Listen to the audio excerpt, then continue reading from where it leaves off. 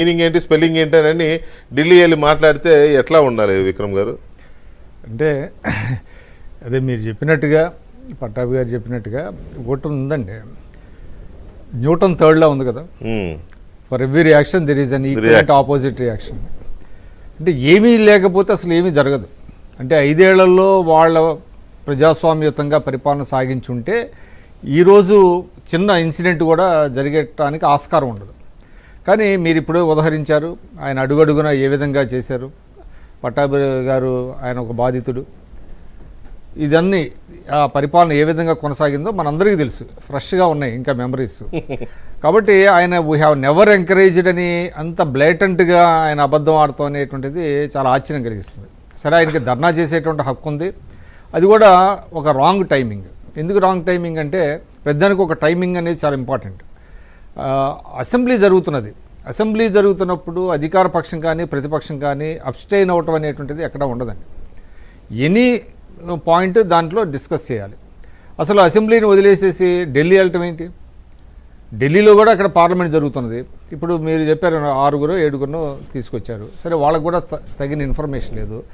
ఆశ్చర్యం ఏంటంటే వీళ్ళు ఎంత ఇన్కన్సిస్టెన్సీ అంటే ఎన్ని హత్యలు జరిగాయి అనే దానికి కరెక్ట్ ఫిగర్ లేదు వాళ్ళ దగ్గర. ఏదో గాలి మాటంగా చెప్పేస్తున్నారు. 35 హత్యలు అంటారు ఒకళ్ళు, నేను చూశాను 31 అని ఒక ఆమె ఉంటుంది. అసలు none other than Jaganmohan Reddy గారు ఏమంటాడంటే మోర్ దాన్ 30 అంటాడు. అంటే అంత వేగ్గా, అంటే హత్యలు జరిగిన హత్యలకు సంబంధించి మీ దగ్గర సమాచారం లేకపోతే, నేనంటే ఇదంతా వచ్చినప్పుడు out of my curiosity to have the subject ఏంటంటే నేను ఆర్కైవ్స్ సాక్షిలో మొత్తం చూశాను. డే 1 నుంచి, ఏది అధికార మార్పిడి దగ్గర నుంచి నేను నిన్నటి వరకు ఆర్కైవ్స్ నేను ఒక 4-5 అవర్స్ మొత్తం చూశాను. అసలు ఎన్ని హత్యలు జరిగి ఉంటాయి సాక్షి పేపర్లోనే వేయాలి కదా, అసలు లేవు. 35 లేవు, ఉన్నాయి 5-6 అక్కడక్కడ జరిగినటువంటి 5-6లో కూడా వాళ్ళు చంపినవి ఉన్నాయి, 4-5 ఉన్నాయి. ఇప్పుడు విక్రమ్ గారు డీజీపీ గారు అధికారికంగా ఒక స్టేట్మెంట్ ఇస్తూ ఈ 40 రోజుల్లో 4 హత్యలు ఈ రాష్ట్రంలో జరిగాయి, దానిలో 3 తెలుగుదేశం పార్టీ కార్యకర్తల్ని నాయకుల్ని హత్య చేయడం జరిగింది, ఒక వైసీపీ నాయకుడి యొక్క హత్య రిపోర్ట్ అయింది, మొత్తం 4 అని చెప్పి అఫీషియల్ గా చెప్పారు. ఇప్పుడు అధికార పార్టీ, ఇప్పుడు మీ పార్టీ అధికారులు ఉంది కాబట్టి అనుకుందాం, అనుకున్నా కూడా కనీసం, కానీ వాళ్ళ పేపర్లో రిపోర్ట్ చేయాలి కదా.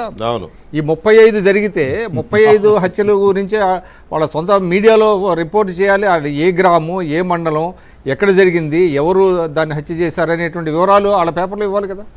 మరి ఎట్లా, how can they arrive to this figure? పైగా ఒకళ్ళు 31 అంటారు, 30 అంటారు, మోర్ దాన్ 30 అంటారు. తర్వాత ఒక విలేకరి కూడా అడిగారు ఆ వివరాలు ఇవ్వండి అని, అంటే కూడా వాళ్ళ దగ్గర లేదు, సమాచారం లేదు. సమాచారం లేక రివర్స్ అటాక్లో వెళ్ళారు, రివర్స్లో వెళ్తాం.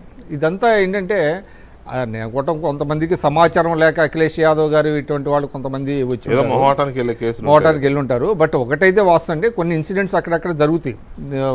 న్యూటన్ థర్డ్లా లాగా 5 ఏళ్ల పాటు జరిగినటువంటి ఎదుర్కొన్నటువంటి అవమానాలు కావచ్చు, ఇది అవుట్ ఆఫ్ దీంతో కొన్ని అక్కడక్కడ జరిగిన మాట వాస్తవం. దానికి సంబంధించి చంద్రబాబు నాయుడు గారు కూడా ఈరోజు కూడా ఆయన అసెంబ్లీలో మాట్లాడారు దాని గురించి. ఆయన అన్నాడు, వీ నెవర్ ఎంకరేజ్డ్